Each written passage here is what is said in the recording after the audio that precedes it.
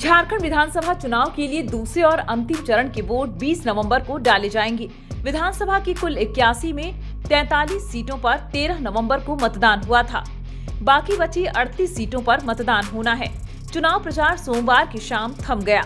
इस चुनाव में जिस तरह दोनों गठबंधनों एनडीए और इंडिया ने महिलाओं के लिए दिल खोलकर सम्मान राशि बतौर मासिक मदद का आश्वासन दिया है, चुनाव परिणाम आने के बाद वह गले की हड्डी बन सकता है।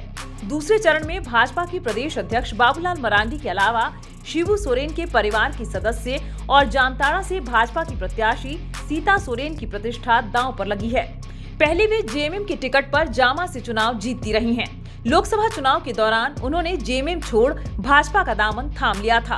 भाजपा ने उन्हें दुमका से लोकसभा का उम्मीदवार भी बनाया, पर वे चुनाव हार गयीं। भाजपा ने इस बार उनका पारंपरिक क्षेत्र बदलकर जामताड़ा से उम्मीदवार बनाया है।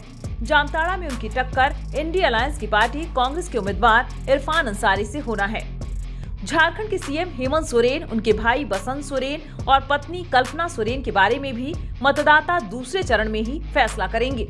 हेमंत अपनी पुरानी सीट बरहेट से चुनाव लड़ रहे हैं, तो उनकी पत्नी कल्पना सोरेन गांडेय से दूसरी बार चुनाव लड़ रही हैं। पहली बार वे उपचुनाव जीतकर विधानसभा पहुंची थीं। लोकसभा चुनाव के साथ ही उपचुनाव हुआ था। बसंत सोरेन दुमका से चुनाव लड़ रहे हैं। पिछली बार भी वे दुमका से ही विधायक चुने गए थे। संताल परगना के इलाके में विधानसभा की कुल 18 सीटें हैं। पिछली बार इनमें सिर्फ 4 सीटें ही भाजपा के खाते में गई थीं।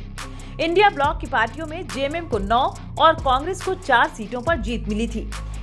एक सीट जेवीएम के खाते में गई थी, जिसका अब अस्तित्व ही नहीं है। कोल्हान के 14 और संताल के 18 सीटों पर भाजपा की कमजोरी ने उसकी सत्ता में वापसी पर ग्रहण लगा दिया था।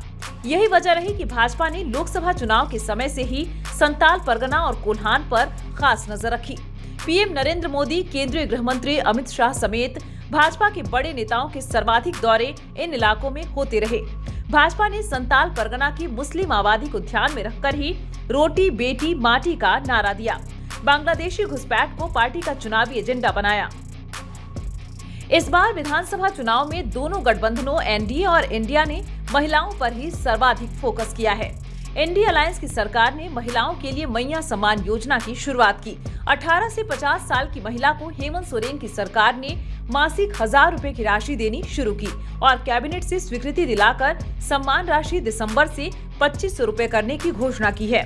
इस पर 9000 करोड़ रुपए का अतिरिक्त बोझ सरकारी खजाने पर आएगा। फिलवक्त 50 लाख से अधिक महिलाएं मैया सम्मान योजना की लाभुक हैं। भाजपा ने महिलाओं के लिए गोगो दीदी योजना का वादा किया है।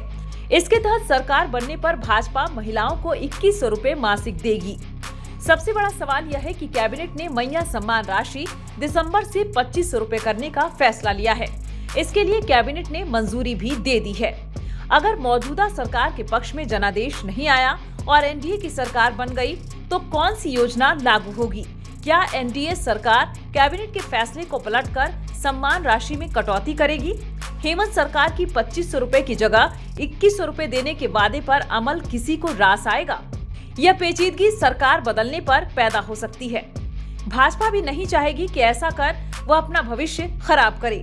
हेमंत की सत्ता में वापसी हुई तो सालाना 9000 करोड़ की राशि का बंदोबस्त उनके लिए भी आसान नहीं होगा।